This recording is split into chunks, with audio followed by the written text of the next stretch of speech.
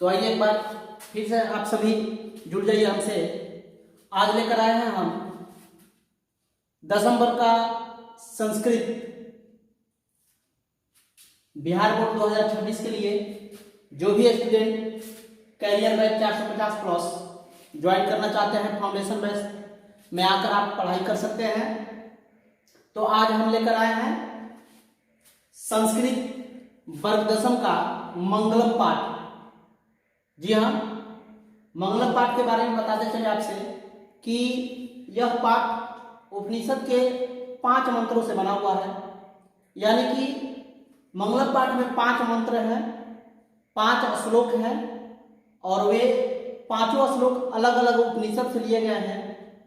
आपको बतलाते चले हम कि प्रथम श्लोक जो है वह लिया गया है ईशावास्य उपनिषद से, दूसरा श्लोक है वह लिया गया है आपको कठ उपनिषद से, और तीसरा और चौथा ये दोनों श्लोक मुंडक उपनिषद से है, और पांचवा जो श्लोक है वह है हम लोग का श्वेताश्वेतर उपनिषद से।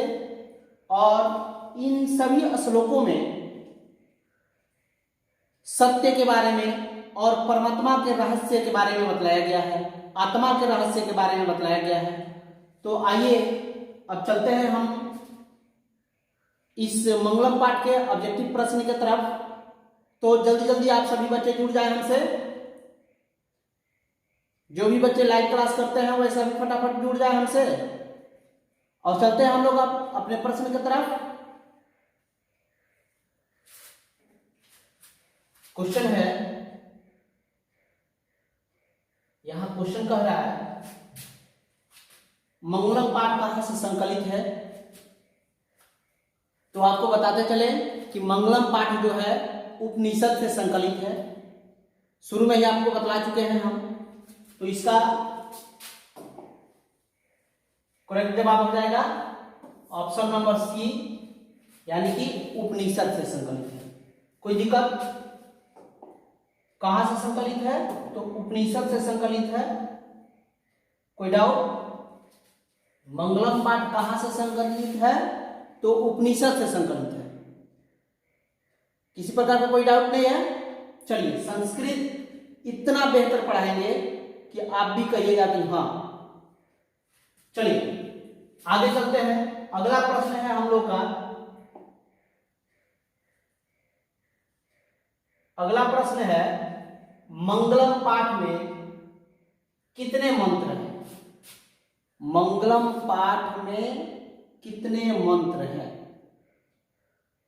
ठीक है, कहा जा रहा है कि मंगलम पाठ में कितने मंत्र हैं। तो आपको हम शुरू में ही बतलाए हैं कि मंगलम पाठ में 5 मंत्र हैं। कितने मंत्र हैं?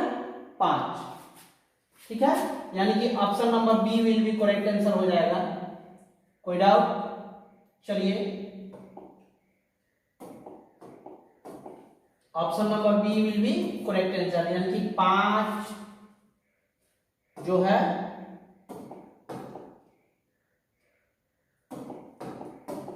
मंत्र है मंगल पाठ में, मंगलम पाठ में। कोई डाउट? चलिए आगे बढ़े। अगला प्रश्न है उपनिषद के रचनाकार कौन है? यहां प्रश्न कह रहा है उपनिषद के रचनाकार कौन है। ठीक है, तो उपनिषद के रचनाकार कौन है? ऑप्शन दे रहा है महात्मा विदुर, महर्षि वाल्मीकि, महर्षि वेदव्यास, कालिदास। तो उपनिषद के रचनाकार कौन है? तो मेरे लाला उपनिषद के रचनाकार है महर्षि वेदव्यास, यानी कि option number C will be correct answer, Maharshi Vedvyas. कोई डाउट? अगले प्रश्न की तरफ चलते हैं। अगला प्रश्न है मंगलम पाठ के रचनाकार कौन है? मंगलम पाठ के रचनाकार कौन है? ठीक है, ऑप्शन दे रहा है महात्मा विदुर, महर्षि वाल्मीकि, महर्षि वेदव्यास, कालिदास। ठीक है, तो इन चारों में कौन सा ऑप्शन सही होगा? तो जिन्होंने उपनिषद की रचना की है, यानी कि महर्षि वेदव्यास। ठीक है, तो मंगलम पाठ के रचनाकार भी वही है, महर्षि वेदव्यास, यानी कि option number C will be correct answer. कोई डाउट? चलते हैं अगले क्वेश्चन की तरफ। आइए, हमारा अगला क्वेश्चन है अणु से भी छोटा कौन है। क्वेश्चन है अणु से भी छोटा कौन है। तो आपको बताते चले हम कि जो मंगलम पाठ है उसमें यह बताया गया है कि जो आत्मा है, आत्मा जो है क्या चीज, आत्मा, जो आत्मा है यह छोटा से छोटा यानी कि सूक्ष्मतर से भी सूक्ष्मतर है ना, और महानतम से भी महानतम है। तो हमारा क्वेश्चन कह रहा है क्या चीज कि अणु से भी छोटा कौन है। तो अणु से भी छोटा कौन है, तो आत्मा है, यानी कि option number B will be correct answer. कोई डाउट? अगले प्रश्न की तरफ चलते हैं। किसकी जय होती है, किसकी जय होती है। ऑप्शन दे रहा है कि सत्य का, असत्य का, क्रोध का, मोह का। ठीक है, तो ऑप्शन के हिसाब से अगर चला जाए तो आपको एक बात हम समझाते चले कि कहीं भी सुनिएगा तो क्या कहा जाता है कि सत्य की जय होती है। ठीक है, सत्य की जय होती है। तो यहां पे क्या हो जाएगा, किसकी जय होती है, तो सत्य की जय होती है, यानी कि A number option, A option will be correct. कोई डाउट? यानी कि सत्य की जय होती है। आगे बढ़ते हैं। अगला प्रश्न है हम लोग का कि बहती हुई नदियां कहां जाकर मिलती है। प्रश्न क्या कह रहा है कि बहती हुई नदियां कहां जाकर मिल जाती है। ठीक है, तो ऑप्शन दे रहा है सरोवर से, नदी से, समुद्र से, तालाब से। ठीक है, तो आपको इस कड़ी में बता दें कि जैसे विद्वान लोग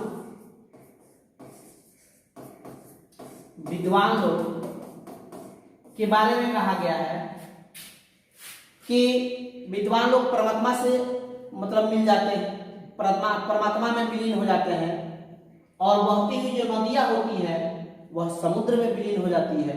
ठीक है, तो इसका आंसर क्या हो जाएगा कि बहती हुई नदियां कहां जाकर मिलती है, तो समुद्र से, यानी कि option number C will be correct answer. कोई डाउट? आगे बढ़े। अगला प्रश्न है हृदय रूपी गुफा में क्या स्थित है। हृदय रूपी गुफा में क्या स्थित है। तो हम लोग का जो प्रश्न कर रहा है उसके हिसाब से पहला ऑप्शन है आत्मा, तत्व, शरीर, देवता, राक्षस। ठीक है, तो इस प्रश्न का जवाब हो जाएगा मेरे लल्ला कि हृदय रूपी गुफा में क्या स्थित है, तो आत्मा। कोई दिक्कत? और एक बात ध्यान रखिएगा, आत्मा की जगह पे तत्व भी बोल देता है, कहीं कहीं ऑप्शन में तत्व भी दे देता है, तो इसलिए हम दोनों ऑप्शन एक साथ लिख दिए आपको कि तत्व या आत्मा। ठीक है, तो हृदय रूपी गुफा में क्या स्थित है, तो आत्मा स्थित है। कोई डाउट? आगे बढ़े। अगला क्वेश्चन है हम लोग का देवलोक का मार्ग किससे प्रशस्त होता है। थोड़ा सा मिस्टेक हुआ यहाँ पे, इस शब्द के जगह पे क्या होना चाहिए, किससे प्रशस्त होता है, किससे। देवलोक का मार्ग किससे प्रशस्त होता है ना, यानी कि देवलोक का मार्ग किससे खुलता है। तो ये आपका क्या हो जाएगा, ऑप्शन है सत्य, धर्म से, असत्य से, क्रोध से, मोह से। तो इसका आंसर क्या हो जाएगा बाबू मेरे, तो देवलोक का जो मार्ग है किससे प्रशस्त होता है, तो सत्य धर्म से होता है। ठीक है, आगे बढ़े। अगला प्रश्न है हम लोग का सत्य से क्या प्राप्त होता है। उसी क्वेश्चन को दोहराया जा रहा है। सत्य से क्या प्राप्त होता है, तो देवलोक प्राप्त होता है। क्या हो जाएगा, option number C will be correct answer. क्या हो जाएगा, option number C will be correct answer, यानी कि सत्य से क्या प्राप्त होता है, तो देवलोक प्राप्त होता है। अगला प्रश्न है सत्य का मुंह किस पात्र से ढका हुआ है। यहां पत्र नहीं होगा, पात्र लिखा जाएगा। ठीक है, मिस प्रिंटिंग हो गया है ना। सत्य का मुंह किस पात्र से ढका हुआ है, तो इसके बारे में हम आपको बतला दें। सत्य का मुंह किस पात्र से ढका हुआ है, तो ये हो जाएगा बाबू मेरे हिरण्मय पात्र से, है ना। कहीं कहीं ऑप्शन दे सकता है कि सोने से, है ना, तो इसके बदले में हम यहां लिख देते हैं सोने से। कोई डाउट? तो सत्य का मुंह किस पात्र से ढका हुआ है, तो हिरणमय पात्र से या सोने से। कोई डाउट? आगे बढ़े तो चलिए नेक्स्ट क्वेश्चन की तरफ चलते हैं। अगला प्रश्न है, नदियां अपना नाम और रूप छोड़कर कहाँ विलीन हो जाती है? इसके पहले भी एक क्वेश्चन था, ठीक है। तो नदियां अपना नाम और रूप छोड़कर कहाँ विलीन हो जाती है? तो इसका सही जवाब हो जाएगा क्या चीज? समुद्र में, यानी कि option number B will be correct answer. कोई डाउट? तो आप लोग ऐसे प्रश्न को पाने के लिए हमसे जुड़े रहेंगे और सभी लोग लाइक कमेंट सब्सक्राइब करते रहेंगे, शेयर करते रहेंगे, क्योंकि एक वीडियो बनाने में बहुत सारा मेहनत लगता है। तो इस बात को ध्यान में रखते हुए आप इस वीडियो को व्यू देंगे, लाइक करेंगे, सब्सक्राइब करेंगे, शेयर करेंगे, क्योंकि लाइक और सब्सक्राइब करने में कोई चार्ज नहीं लगता है ना। तो आप सभी इस बात का ख्याल रखेंगे और जो भी विद्यार्थी हैं ज्यादा से ज्यादा शेयर करेंगे, सब्सक्राइब करेंगे, लाइक करेंगे, और अगर कोई चीज समझ में नहीं आए तो उसके लिए कमेंट करेंगे। कोई डाउट? चलिए आगे बढ़ते हैं। अगला प्रश्न है हम लोग का कि महान से भी महान क्या है? तो आपको सबसे शुरू में ही बतला चुके हैं हम कि महान से भी महान क्या है, तो उसका ऑप्शन क्या है था? आत्मा। तो यहां आपको दिख रहा है ए नंबर में आत्मा, बी में देवता, सी में ऋषि और डी में ऑप्शन में दिया गया है दानव। तो महान से भी महान क्या है मेरे बाबू? तो आत्मा। महान से भी महान क्या है? आत्मा है। कोई डाउट? आगे बढ़ा जाए। अगला प्रश्न है, किसकी विजय नहीं होती है? अभी इसके पहले एक प्रश्न आया था कि किसकी विजय होती है, तो हम लोग क्या आंसर दिए थे? सत्य की विजय होती है। अब यहां प्रश्न कह रहा है कि किसकी विजय नहीं होती है, मतलब ये कि प्रश्न निगेटिव कर रहा है। तो किसकी विजय नहीं होती है?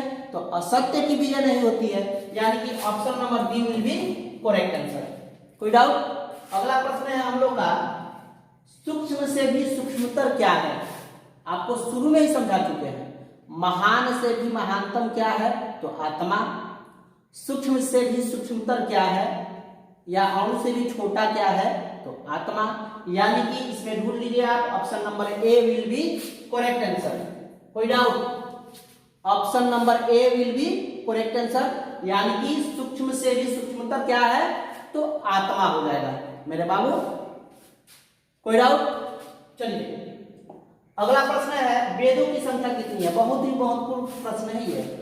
वेदों की संख्या कितनी होती है? ठीक है, बहुत सारे बच्चे पढ़ते हैं, लिखते हैं, सब कुछ करते हैं, लेकिन पूछ दिया जाए वेदों की संख्या कितनी है तो गायब है। इसलिए इस पे केयर करेंगे। सभी प्रश्न को एक साथ इकट्ठा करके दिए हैं हम आपको। अभी समझा भी देते हैं वेदों की संख्या कितनी होती है मेरे लल्ला। वेदों की संख्या कितनी होती है ये बता देते हैं आपको। तो यहीं पे समझ लीजिए, वेद 4, शास्त्र हो जाएंगे कितने? 6। शास्त्र को दर्शन भी कहीं कहीं दिया जाता है, ठीक है। और पुराण कितने हो जाएंगे? तो पुराण हो जाएंगे आपको 18। और उपनिषद कितने हो जाएंगे मेरे लल्ला? तो उपनिषद हो जाएंगे 108। ये डाटा याद रखिएगा आप, ठीक है। कोई डाउट? यानी कि वेदों की संख्या कितनी है? 4, यानी कि option number D will be correct answer. कोई डाउट? आगे बढ़ते हैं। अगला प्रश्न है, शास्त्रों दर्शनों की संख्या कितनी है? अभी तो समझाया है कि शास्त्र कितने हैं? 6, यानी कि option number D will be correct answer. शास्त्र कितने हैं? तो 6 शास्त्र है, ठीक है। आगे बढ़ते हैं। अगला प्रश्न है, पुराणों की संख्या कितनी है? अभी तो समझा के गए हैं। तो पुराणों की संख्या कितनी है? तो पुराणों की संख्या 18 है। कितनी पुराणों की संख्या है? 18 है, यानी कि option number C will be correct answer. कोई डाउट? चलिए आगे बढ़ते हैं। अगला प्रश्न है, यह संपूर्ण संसार किसके द्वारा अनुशासित है? यह संपूर्ण संसार जो है किसके द्वारा अनुशासित है? यानी कि किसी भी देश को चलाने के लिए कोई नियम कानून होता है, ठीक उसी प्रकार इस पूरे संसार को चलाने वाले भी है ना, जिनके द्वारा ये पूरा अनुशासित होता है संसार। तो ये कह रहा है कि क्वेश्चन ठीक कि यह संपूर्ण संसार किसके द्वारा अनुशासित होता है। ऑप्शन दे रहा है आत्मा, परमात्मा, साहित्य, इनमें से कोई नहीं। ठीक है, तो इसका क्या चीज हो जाएगा, ऑप्शन नंबर बी हो जाएगा परमात्मा। ठीक है, यानी कि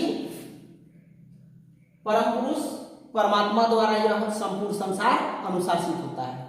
ठीक है, तो एक बार आप लोगों से फिर रिक्वेस्ट कर रहे हैं कि आप लोग मेरे चैनल को शेयर कीजिए, वीडियो को शेयर कीजिए, लाइक कीजिए, सब्सक्राइब कीजिए और ज़्यादा से ज़्यादा जोड़कर क्लास कीजिए।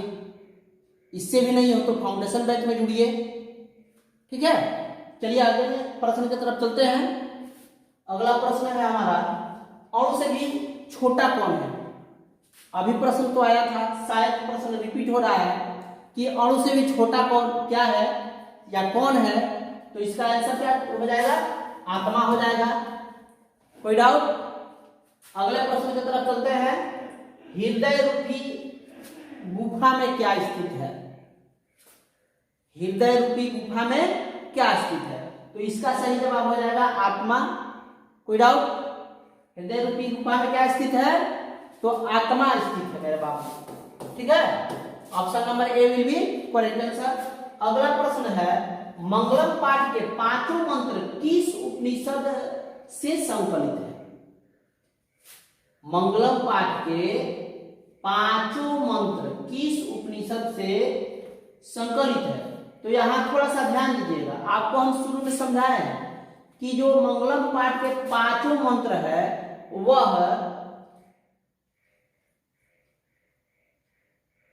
जो है आपको चार उपनिषद से संकलित है।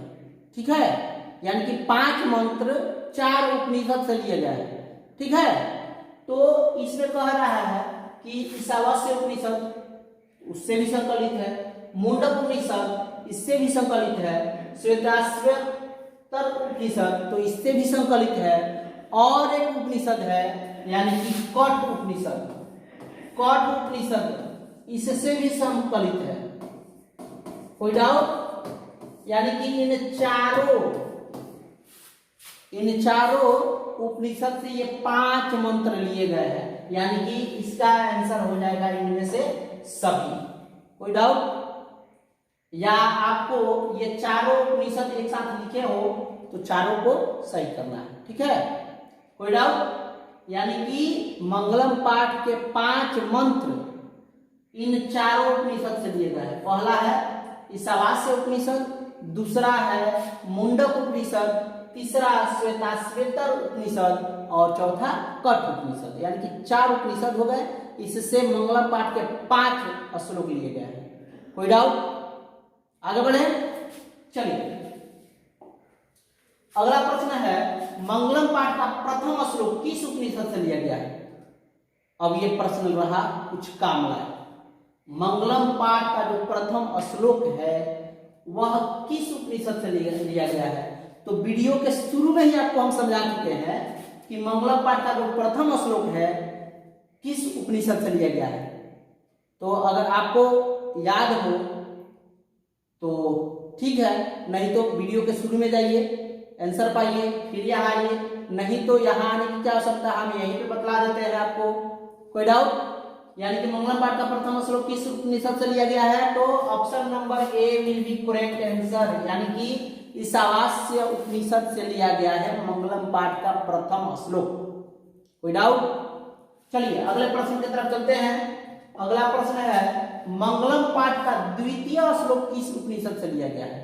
अब प्रश्न कह रहा है कि जो दूसरा श्लोक है मंगलम पाठ में वह किस उपनिषद से लिया गया है। तो आपको बताते चले कि शुरू में भी बताया है, फिर यहाँ भी समझ लीजिए कि जो मंगलम पाठ का द्वितीय श्लोक है वह लिया गया है कठ उपनिषद से। पहला श्लोक लिया गया है ईशावास्य उपनिषद से और दूसरा श्लोक लिया गया है कठ उपनिषद से, यानी कि option number B will be correct answer. कोई डाउट? चलिए अगले प्रश्न की तरफ चलते हैं। प्रश्न कह रहा है कि मंगलम पाठ का तृतीय श्लोक किस उपनिषद से संकलित है। मंगलम पाठ का तृतीय श्लोक उपनिषद से संकलित है। तो यहां समझ लीजिए कि मंगलम पाठ का जो तृतीय श्लोक है वह लिया गया है आपको मुंडक उपनिषद से। कहां से लिया गया है? तो मुंडक उपनिषद से लिया गया है, यानी कि option number C will be correct answer. कोई दिक्कत? अगले प्रश्न की तरफ चलते हैं। अगला प्रश्न है मंगलम पाठ का चतुर्थ श्लोक किस उपनिषद से संकलित है? यानी कि जो चौथा श्लोक है वह किस उपनिषद से लिया गया है? मंगलम पाठ का जो चौथा श्लोक है वह किस उपनिषद से लिया गया है? तो मंगलम पाठ का चौथा श्लोक भी मुंडक उपनिषद से लिया गया है। याद रहेगा, मंगलम पाठ का तृतीय श्लोक एवं चतुर्थ श्लोक दोनों मुंडक उपनिषद से लिए गए हैं। इस प्रकार इस प्रश्न का आंसर क्या होना चाहिए? तो मंगलम पाठ का चतुर्थ श्लोक लिया गया है मुंडक उपनिषद से, यानी कि option number C will be correct answer. कोई डाउट? अगला प्रश्न है मंगलम पाठ का पंचम श्लोक किस उपनिषद से संकलित है? मंगलम पाठ का जो है पंचम श्लोक किस उपनिषद से संकलित है? तो इसका सही जवाब हो जाएगा आपको श्वेताश्वेतर उपनिषद, श्वेताश्वेतर उपनिषद। याद रहेगा, श्वेताश्वेतर उपनिषद से लिया गया है पंचम श्लोक। तृतीय और चतुर्थ मुंडक उपनिषद से लिया गया है। द्वितीय श्लोक कठ उपनिषद से लिया गया है और प्रथम श्लोक ईशावास्य उपनिषद से लिया गया है। याद रहेगा। तो इस प्रकार का वीडियो पाने के लिए आप लोग हमारे चैनल से जुड़े रहेंगे, मेरे वीडियो को लाइक करेंगे।